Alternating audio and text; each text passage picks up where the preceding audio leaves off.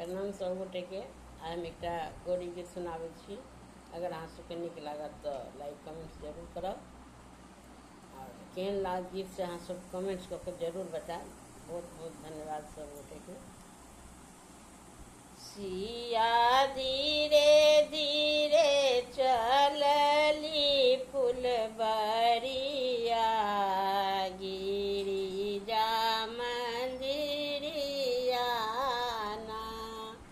सिया धीरे धीरे चलती फुलबरिया, गिरिजा मंदिरिया ना।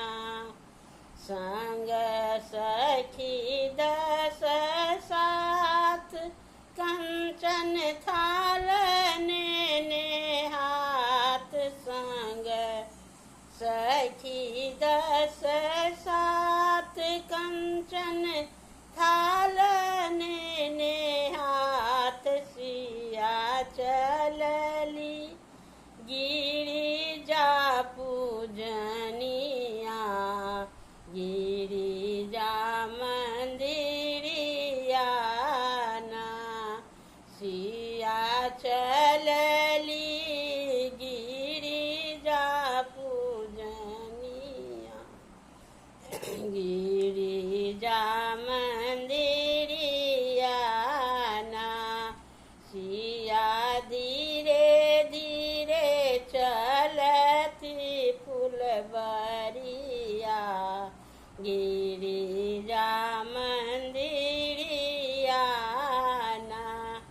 संग सखी 10 साथ आरती थाल नेने हाथ, संग सखी 10 साथ आरती थाल नेने हाथ। सिया चलली गौरी पूजनिया, गिरिजा मंदिरिया ना। सिया चलली गौरी पूजनिया, गिरिजा मंदिरिया ना।